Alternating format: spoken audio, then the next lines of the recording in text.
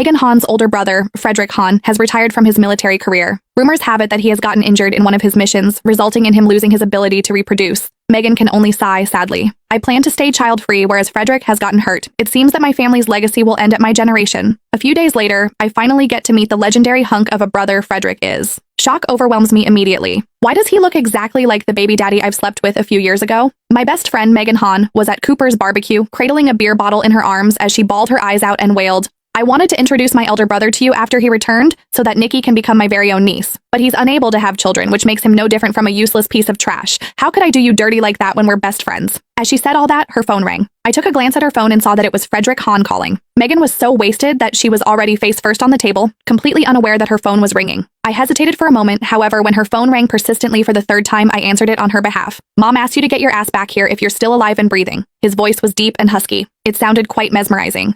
I pinched my earlobe, which felt strangely warm for no reason. "Hello there, I'm Megan's friend. We are at Cooper's barbecue. Would you be able to come over and pick her up? Given Megan's current condition, it was going to be a struggle to get her home today. After all, I had quite a bit to drink too. It would obviously be a lot more convenient if someone could come and pick her up." Before the man on the phone could even respond, Megan, who had passed out face down on the table, came back to life all of a sudden. Oh, poor Fred. He joined the military academy at such a young age, and he's still a virgin after all these years. Now that he's in this predicament, no one will ever want him. Suddenly, the call went eerily quiet. The awkwardness was enough to sober me up a little. I explained, she really had quite a bit to drink. "Give me the address. 8 South Avenue. Then he hung up. Previously, I had heard Megan talking about her elder brother. He was a tough and strong-willed guy, someone she had idolized since she was a child.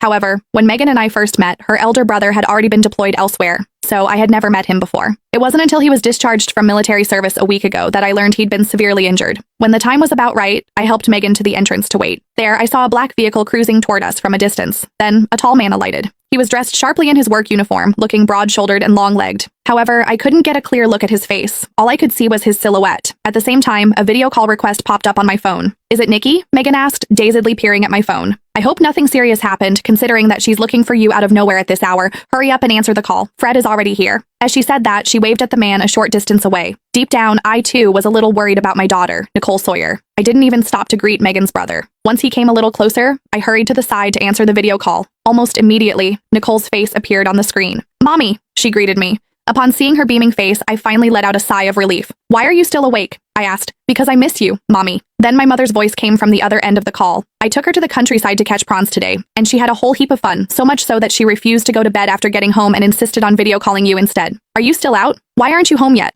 I came out to meet up with Megan for a bit. My mother had brought Nicole back to my hometown for a few days, giving me a rare bit of peace and quiet. "Is Megs there too?" Nicole squeezed her face back into the frame. "Mommy, I want to speak with Megs too."